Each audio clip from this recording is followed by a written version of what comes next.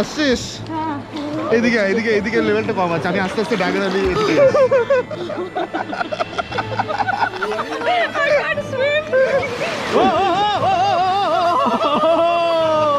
আমেরিকায় এই রোড ট্রিপটার 4টে দিন কেটে গেল।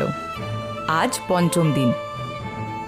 গত 4 দিন ধরে প্রকৃতির যা চমৎকার দেখলাম আপনাদের সামনে রাখার চেষ্টা করলাম। আজকে আমরা সাদা পাহাড়কে ছেড়ে এবার যাব দক্ষিণের দিকে।